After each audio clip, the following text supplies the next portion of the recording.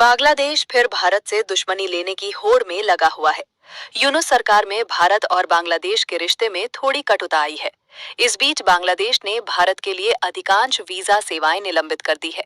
उसने अपने इस फैसले के पीछे सुरक्षा कारणों का हवाला दिया है।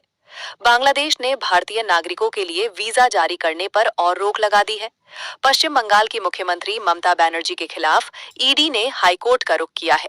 उन पर सबूतों के साथ छेड़छाड़ करने का आरोप है। कल मामले की सुनवाई होगी। पश्चिम बंगाल में विधानसभा चुनाव होने वाले हैं। विधानसभा चुनाव से पहले ही बंगाल में सियासी हंगामा शुरू हो गया है। इस बीच सबूतों से छेड़छाड़ के मामले में ईडी ने कलकत्ता हाईकोर्ट का दरवाजा खटखटाया है। इसके अलावा आईपैक ने भी सर्च ऑपरेशन की वैधता को चुनौती दी। मामले की सुनवाई शुक्रवार को होगी और जस्टिस सुवरा घोष की बेंच केस की सुनवाई करेगी। दिल्ली पुलिस ने 20 बांग्लादेशी नागरिकों को हिरासत में लिया है। हिरासत में लिए गए लोगों में पुरुष, महिलाएं और बच्चे शामिल है। ये सभी लोग अलग अलग इलाकों में पहचान छिपाकर रह रहे थे और फर्जी दस्तावेजों के आधार पर मजदूरी व छोटे-मोटे काम कर रहे थे। हिरासत में लिए गए लोगों में पुरुष, महिलाएं और बच्चे शामिल है। पुलिस ने सभी को आगे की कानूनी प्रक्रिया के लिए डिटेंशन सेंटर भेज दिया है। एसआईआर की प्रक्रिया के बाद उत्तर प्रदेश में करीब 2 करोड़ 88 लाख मतदाताओं के नाम सूची से बाहर हो गए हैं। इसे लेकर 14 दिसंबर 2025 को बीजेपी के नए प्रदेश अध्यक्ष पंकज चौधरी के पदभार ग्रहण समारोह में सीएम योगी आदित्यनाथ ने चिंता जताई थी। उन्होंने चेतावनी दी थी कि यदि समय रहते छूटे हुए मतदाताओं के नाम फिर से नहीं जोड़े गए तो 10,000 से कम वोटों के अंतर वाली सीटों पर भाजपा को सबसे ज्यादा नुकसान उठाना पड़ सकता है।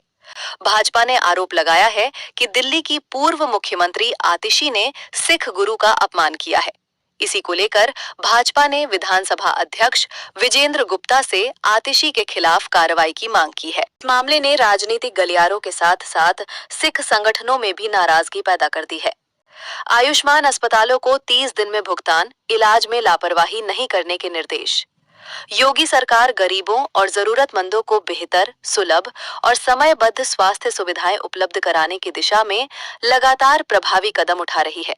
आयुष्मान भारत प्रधानमंत्री जन आरोग्य योजना के तहत इलाज कराने वाले परिवारों के लिए जहां कैशलेस उपचार सुनिश्चित किया गया है, वहीं योजना से जुड़े अस्पतालों को समय पर भुगतान सुनिश्चित कर व्यवस्था को और मजबूत किया जा रहा है। सोने चांदी के दाम में आज यानी 9 जनवरी को गिरावट रही।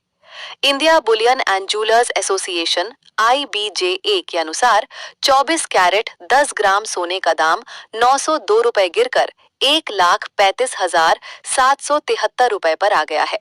इससे पहले बुधवार को ये 1,36,675 रुपए था। 1 किलो चांदी की कीमत 12,174 रुपए कम होकर 2,35,826 रुपए पर आ गई है। इससे पहले कल ये 2,48,000 रुपए पर थी, जो इसका ऑल टाइम हाई भी है। भारत मौसम विज्ञान विभाग IMD के पूर्वानुमान में पंजाब में 9 से 15 जनवरी तक सुबह के समय घना से बहुत घना कोहरा पड़ने के आसार हैं।